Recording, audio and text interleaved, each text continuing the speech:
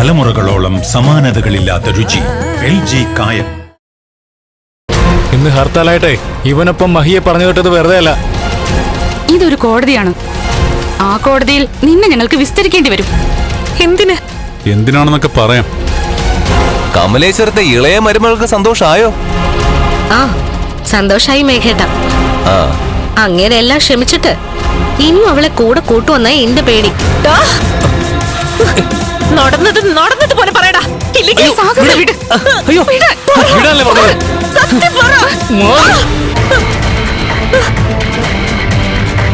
ഇവന്റെ ആത്മാവിന്റെ ഒരു ഭാഗമായിരുന്നു നീ എന്ന ഭാര്യ. എന്നിട്ടിപ്പോ ആ ആത്മാവിനെ വേർപെടുത്തി കളഞ്ഞില്ലേ? ഇവനെ കൊന്നില്ലേ നീ? ജീവനോടെ കത്തിച്ചില്ലേ?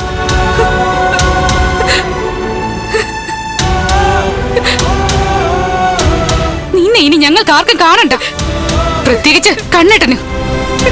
അതുകൊണ്ട് നിനക്ക് ഇവിടുന്ന് പോവാം.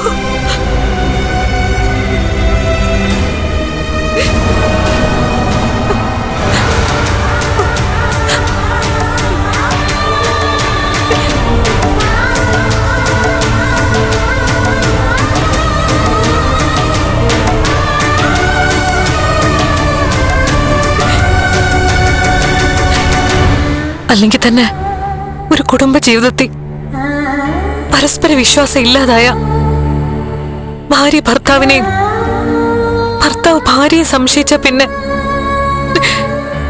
ആ ബന്ധം തുടരുന്നതിൽ അർത്ഥമില്ല. ഇവരൊക്കെ പറഞ്ഞാൽ ശരിയാ. കണ്ണേട്ടന് എന്നെ കണ്ണേട്ടനേക്കാൾ വിശ്വാസമായിരുന്നു. ആ വിശ്വാസത്തിന് കോട്ടം തട്ടുന്ന രീതിയിൽ ഞാനൊന്നും ചെയ്തിട്ടില്ലെന്ന് എന്റെ മനസാക്ഷിക്കറിയാം, എനിക്കറിയാം. തെറ്റ് ചെയ്ത ശേഷം ഇവൻ എന്റെ കാല് പിടിച്ച് പറഞ്ഞു കണ്ണേട്ടനോട് ഇത് പറയരുതെന്ന്. നടന്നതൊക്കെ പറഞ്ഞിട്ട് ഇവിടുത്തെ ജോലി തെറിപ്പിക്കരുതെന്ന്. അതുകൊണ്ട് മാത്രം അവസാന നിമിഷം ഇവനോട് ഞാൻ ദയ കാണിച്ചത്. അതിന് ഇത്രയും വലിയ വില കൊടുക്കേണ്ടി വരുന്ന ഞാൻ ഒരിക്കലും കരുതിയില്ല. ഇനി കൂടുതലൊന്നും സംസാരിക്കണ്ട. ഇന്നത്തോടെ അവസാനിക്കുക ഈ ദാമ്പത്യം. അതെ, ഇനി ഞാൻ കണ്ണേട്ടന്റെ ജീവിതത്തിൽ കടിച്ചു തൂങ്ങുന്നതിൽ ഒരർത്ഥവുമില്ല. ഓർമ്മ വെച്ച നാള് മുതൽ എനിക്ക് അങ്ങനെ ഒരു ശാപമുണ്ട്. ഞാൻ സ്നേഹിക്കുന്നവരെല്ലാം എനിക്ക് നഷ്ടമാവും. ആദ്യം എന്റെ അച്ഛനെ അങ്ങ് വിളിച്ചു. പിന്നെ ഒരു തുരുത്തിൽ ഒറ്റപ്പെട്ട പോലെയായിരുന്നു എന്റെ ജീവിതം. എന്തിനും ആശ്രയിക്കാൻ അമ്മയും പിന്നെ ഞാൻ പ്രാർത്ഥിക്കുന്ന ദൈവങ്ങളും മാത്രം. അതിനിടയിലേക്ക് അറിഞ്ഞോ അറിയാതെയോ കണ്ണേട്ടൻ എന്റെ ജീവിതത്തിലേക്ക് കടന്നു വന്നത്. ഇനി പുതിയ തിരക്കഥയൊന്നും തയ്യാറാക്കണ്ട. സിമ്പതി വർക്കൗട്ട് ചെയ്യണ്ട. അതിവിടെ ചെലവാവില്ല. ഞാൻ മനസ്സുകൊണ്ട് തയ്യാറായി കഴിഞ്ഞു കണ്ണേട്ടനെ വിട്ടുപോവാൻ.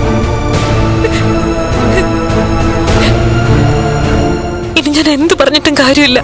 നിങ്ങളെല്ലാവരും പറഞ്ഞതുപോലെ ഞാൻ വലിയൊരു തെറ്റ് ചെയ്തു കഴിഞ്ഞു. പറയേണ്ട കാര്യങ്ങൾ പറയേണ്ട സമയത്ത് ഞാൻ കണ്ണേട്ടനെ അറിയിച്ചില്ല. ഒന്നും മനഃപൂർവ്വം അല്ല കണ്ണേട്ട. എല്ലാം സഹിച്ച് ക്ഷമിച്ച് തന്നെയാ ഇത്രയും കാലം ഞാൻ ജീവിച്ചത്. എന്നെ വഴക്കു പറഞ്ഞവരോടും തല്ലിയവരോടും സങ്കടപ്പെടുത്തിയവരോടൊന്നും ഞാൻ ഇന്നേ വരെ ശത്രുത വെച്ച് പുലർത്തിയിട്ടില്ല. അതുകൊണ്ടാ ഇവനെ പോലൊരു വിഷവിത്ത് ചെയ്തതൊന്നും ഞാൻ കണ്ണേട്ടനോട് പറയാതിരുന്നത്. മതി പ്രസംഗിച്ചത്. ഇനി നിനക്ക് പോയിക്കൂടെ? പോവാൻ തന്നെയാ പോകുന്നത്. അതിനു മുമ്പ് എനിക്ക് ഒരു കാര്യം കൂടി പറയാനുണ്ട്.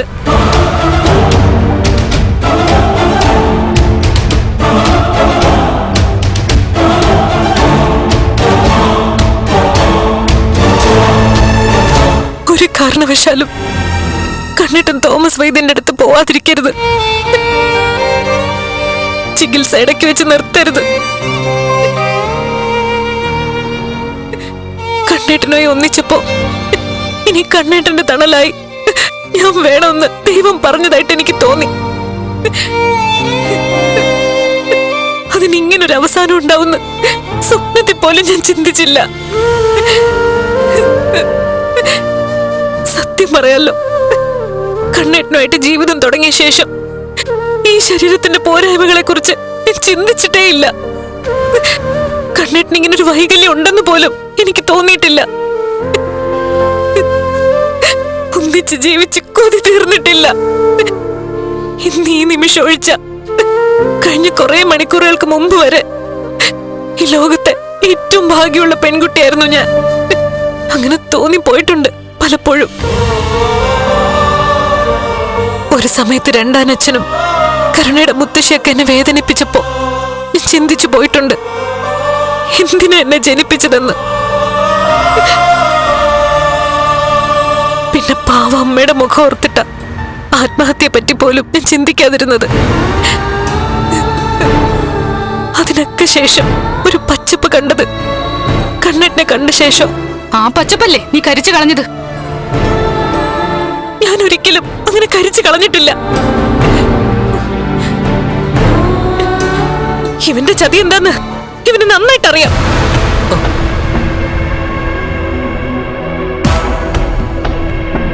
അതുകൊണ്ട് ഒരു കാര്യം കൂടി ഞാൻ കണ്ണേട്ടനോട് പറയാം. എന്നെ ഒഴിവാക്കിയ കണ്ണേട്ടൻ ഒരു കാരണവശാലും ഇവനെ നിലനിർത്തരുത്. ഇവൻ ഫൈനാൻസിയേഴ്സിലുണ്ടെങ്കിൽ ഇനി ഇതുപോലത്തെ കഥകൾ ഉണ്ടാവും. പലരെയും ചതിക്കും. അതൊന്നും നീ അറിയേണ്ട കാര്യമില്ല. സാഗറിനെ പോലെ വിശ്വസ്തനായ ഒരു സ്റ്റാഫിനെ ഒരു കാരണവശാലും ഒഴിവാക്കാൻ ഞങ്ങൾ പറയില്ല. കണ്ണനും അങ്ങനെ ചെയ്യില്ല. ഇനി എനിക്കൊന്നും പറയാനില്ല.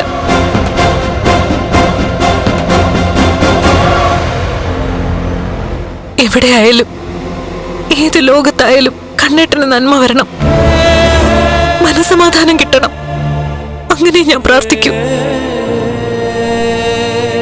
കുറച്ചു ദിവസമെങ്കിൽ കുറച്ചു ദിവസം സന്തോഷത്തോടെ ജീവിച്ച നിമിഷങ്ങളാ കടന്നുപോയത്. അതെനിക്ക് ഒരിക്കലും മറക്കാൻ പറ്റില്ല. ശരീരത്തിന്റെ വൈകല്യമല്ല, മനസ്സുകൾ തമ്മിലുള്ള അടുപ്പമാണ് രണ്ട് വ്യക്തികളെ ഇഴപിരിയാതെ ചേർത്ത് നിർത്തുന്നതെന്ന് ഞാൻ മനസ്സിലാക്കിയ ദിവസങ്ങളാ കടന്നുപോയത്.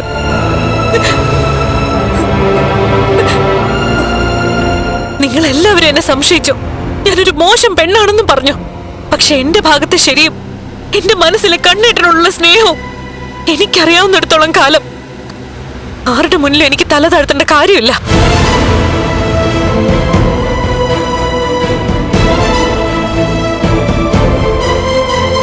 ഞാൻ പോവാ കണ്ണേട്ട. ഈ മോശം പെണ്ണ് കണ്ണേട്ടന്റെ മുമ്പിലേക്ക് പരമാവധി വരാതിരിക്കാൻ ശ്രമിക്കാം.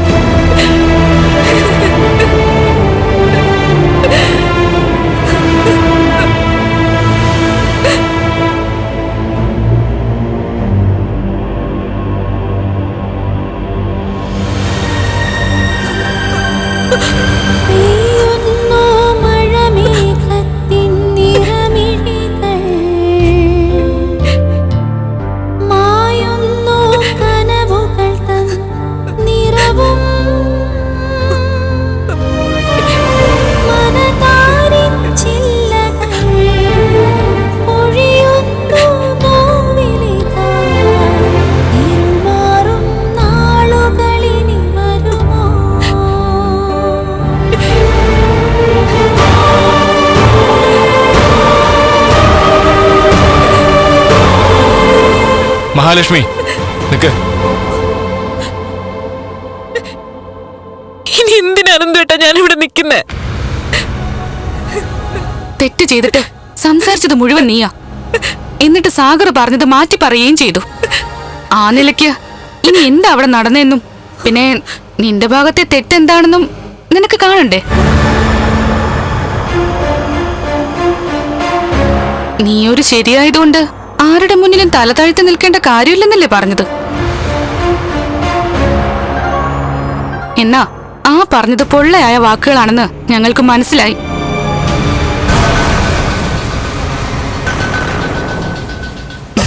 താൻ വാ. വാ.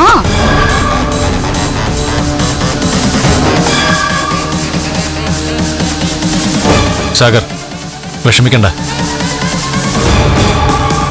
സാഗറിന്റെ ഭാഗത്ത് ശരിയുണ്ടെന്ന് ഞങ്ങൾക്കൊക്കെ അറിയാം. ദേ, ഇനി കുറച്ചുകൂടെ വ്യക്തമാവും. ലേഖേ, അതൊന്ന് ഓൺ ചെയ്ത്.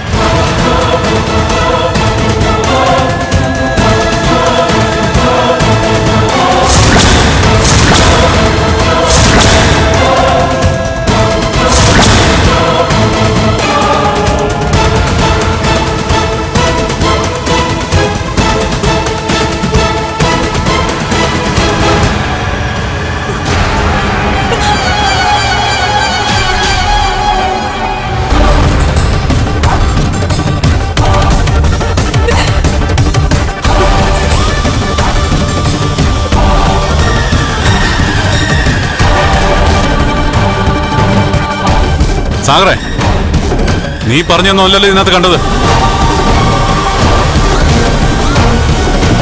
അനന്തു, എന്താടാ ഇത്? ഇതാണ് ഈ നാടകത്തിന്റെ ക്ലൈമാക്സ്. ഈ പന്തയത്തിൽ നീ വിജയിച്ചു കണ്ണ. 100% വിജയിച്ചു.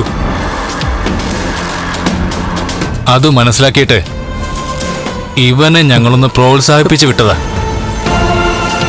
ഇവൻ എത്രത്തോളം പോകുമെന്ന് അറിയാൻ വേണ്ടി. അതിനിടയിൽ മഹാലക്ഷ്മിയോട് മോശമായി സംസാരിച്ചതിന് ഞങ്ങൾ മാപ്പ് ചോദിക്കുക. മഹാലക്ഷ്മിയാണ് കുറ്റക്കാരി എന്ന രീതിയിൽ ഞങ്ങൾ സംസാരിക്കുമ്പോൾ അങ്ങനെ സംസാരിച്ചേ പറ്റൂ. എങ്കിലേ യഥാർത്ഥ പ്രതിയായ ഇവന് ശരിക്കും സന്തോഷിക്കാൻ പറ്റൂ. കണ്ണേട്ടന്റെ മഹി അനന്തോട്ടം പറഞ്ഞ പോലെ പെർഫെക്റ്റാ. മഹിയുടെ പരിശുദ്ധി ഞങ്ങൾ ചോദ്യം ചെയ്തപ്പോഴൊക്കെ കണ്ണേട്ടൻ ഞങ്ങൾക്കൊപ്പം നിന്നില്ല. അവസാനം ഞങ്ങൾക്ക് പന്തയം വെക്കേണ്ടി വന്നു. മഹിയുടെ ഭാഗത്ത് തെറ്റുണ്ടെന്ന് ഞങ്ങളും ഇല്ലെന്ന് കണ്ണേട്ടനും വാദിച്ചു. ആരുടെ വാദം ശരിയാവുന്നെന്ന് അറിയുന്നത് വരെ കണ്ണേട്ടനോട് സൈലന്റ് ആകണമെന്നും പറഞ്ഞു. എന്നാലും ഇത്രയും സമയം വല്ലാത്തൊരു വീർപ്പുമുട്ടലായിരുന്നല്ലോടാ. ആ വീർപ്പുമുട്ടലിന്റെ അവസാനം അതിനേക്കാൾ വലിയ ആശ്വാസം നിങ്ങൾക്കുണ്ടാവുമെന്ന് ഞങ്ങൾക്ക് ഉറപ്പായിരുന്നടാ, ഇവൻ ഒഴിച്ച്.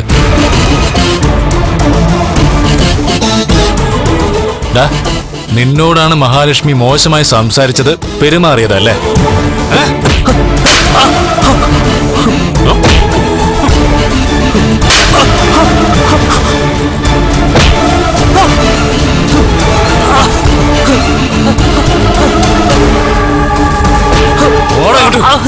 അടിക്കവനെ, ദേഷ്യം തീരുന്നവരെ അടിക്ക.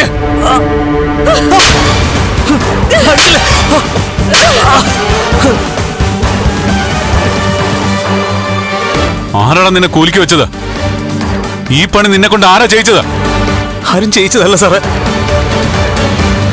പിന്നെ നീ കമ്പനിയിലെ സ്റ്റാഫായിട്ട് വന്നിട്ട് കമ്പനിയിലെ MD-യുടെ ഭാര്യയെ വശത്താക്കാൻ നോക്കിയതാണല്ലേ? പറ. എടാ, ഈ ലോകത്ത് പല ടൈപ്പ് ആൾക്കാരുണ്ട്. സുന്ദരിയായ ഭാര്യ കിട്ടിയ ഭർത്താവിന് എന്തെങ്കിലും പോരായ്മ ഉണ്ടെങ്കിൽ അത് മുതലെടുക്കാൻ ശ്രമിക്കുന്ന നിന്നെ പോലുള്ള ആണുങ്ങൾ ഈ സമൂഹത്തിൽ കുറവല്ല. നീ മാത്രമല്ല, സുഹൃത്തുക്കളിലുണ്ട് ഇതുപോലുള്ള ഞരമ്പുകൾ. ഭർത്താവ് ദൂരദേശത്താണെങ്കിൽ അയാൾ മരിച്ചുപോയാൽ ആ ഗ്യാപ്പ് ഫില്ല് ചെയ്യാനായിട്ട് വരുന്ന നിന്നെ പോലുള്ള നട്ടലില്ലാത്തവന്മാര്. അതുപോലെ തന്നെ ആണുങ്ങൾക്ക് എന്തെങ്കിലും കുറവുണ്ടെങ്കിൽ അതൊരു വലിയ സംഭവമായി കണ്ടിട്ട് അന്യപുരുഷന്റെ തണൽ തേടി പോകുന്ന സ്ത്രീയും കുറവല്ല. എന്നാ അവർക്കിടയിൽ സ്നേഹം ശാരീരികമല്ല മാനസികമാണെന്ന് ചിന്തിക്കുന്ന ഇയാളെയും ലേഖയും പോലുള്ള ഒരുപാട് പെൺകുട്ടികളുണ്ട്. പിന്നെ എന്തിനാണ് നോക്കി നിൽക്കുന്നേ? ഇറങ്ങി പോവാൻ. പോടാ, ഇറങ്ങി പോടാ.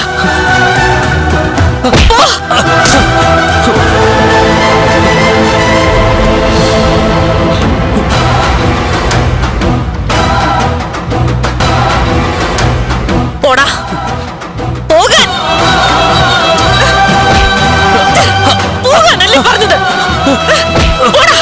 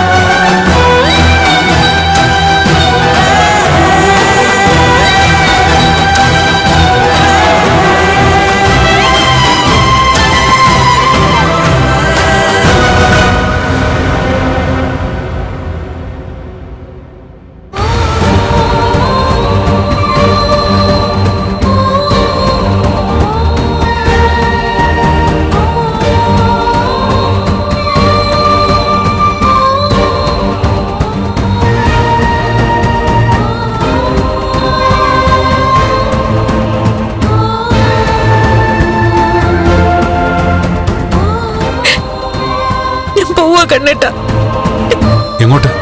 ഞാൻ തെറ്റ് ചെയ്തില്ലെന്നും എന്റെ ഭാഗത്ത് ന്യായമുണ്ടെന്നും മനസ്സിലാക്കാൻ ഇതുപോലൊരു പരീക്ഷണം വേണമായിരുന്നു. കണ്ണേട്ടനെ കുറിച്ച് ആരെങ്കിലും ഇതേപോലെ പറഞ്ഞ ഞാൻ ഒരിക്കലും ഇങ്ങനെ ഒരു നാടകം കളിക്കില്ല. എന്നെ ഒരു നിമിഷമെങ്കിലും കണ്ണേട്ട സംശയിച്ചില്ലേ? ആര് പറഞ്ഞു സംശയിച്ചു? കണ്ണേട്ടൻ അവസാന നിമിഷം വരെ മഹിയുടെ കൂടെ തന്നെയായിരുന്നു. മഹി, ഞാനിടയ്ക്കൊന്ന് അമ്പലത്തിൽ പോയിരുന്നു. ഒരുപാട് നാള് ദേവിയെ മറന്നിരുന്നിട്ട് ഒന്ന് കാണാൻ. അപ്പോൾ ഞാൻ ദേവിയോട് പറഞ്ഞത് ഇങ്ങനെ ഒരു നാടകം കളിക്കുന്നതിന് മാപ്പ് തരണേന്നാ. ഞാൻ ഒരു നിമിഷം പോലും താൻ തെറ്റ് ചെയ്തെന്ന് വിശ്വസിച്ചിട്ടില്ല, പറഞ്ഞിട്ടില്ല. പക്ഷേ ഞങ്ങൾക്ക് സത്യം അറിയണമായിരുന്നു. അതുകൊണ്ട് ഞങ്ങൾ കൃത്യമായിട്ട് കാര്യങ്ങൾ പ്ലാൻ ചെയ്തു.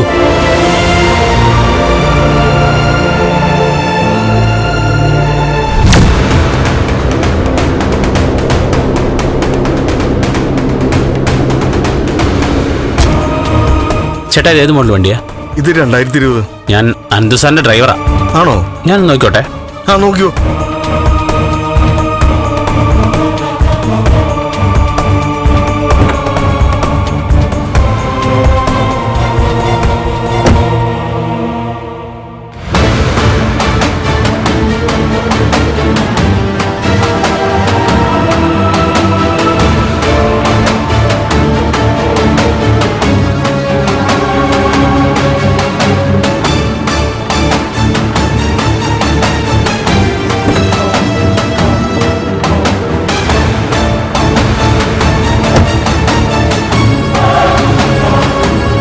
വണ്ടി സൂപ്പറായിട്ടുണ്ടല്ലോ. വണ്ടി ഓടിച്ചു നോക്കുന്നോ? ഓ, ഇപ്പൊ വേണ്ട, നല്ല സ്പേസ് ഉണ്ടല്ലേ? അതെ, ഉണ്ട്. അനിൽ സാർ പറഞ്ഞിരുന്നു പുതിയൊരു വണ്ടി എടുക്കണോ. ശരി എന്നാ. ശരി ശരി.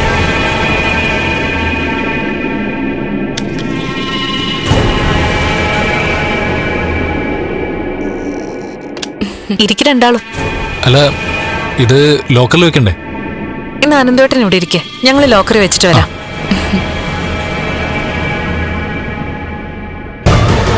വാലേക്കേ.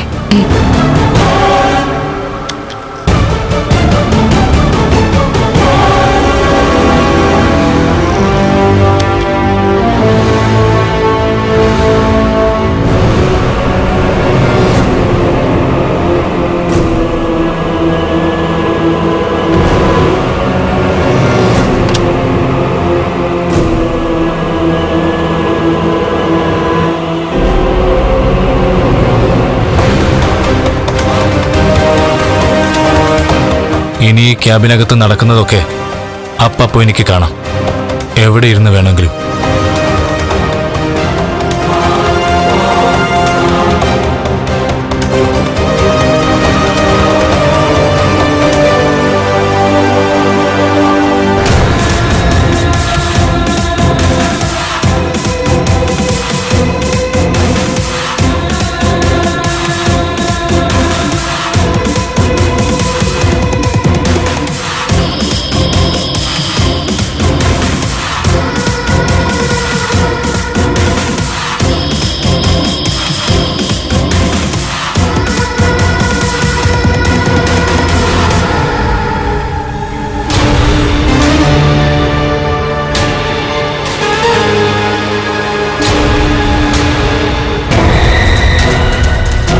ഇന്ന് ഹർത്താലായിട്ട് ഇവിടെ ആരുമില്ല. ഈ ദിവസം എനിക്കും എൻ്റെ ഭാര്യയ്ക്കൊപ്പം എൻ്റെ എല്ലാമായ കണ്ണനും അറിയാൻ കഴിയും മഹാലക്ഷ്മി ആരാണെന്ന്.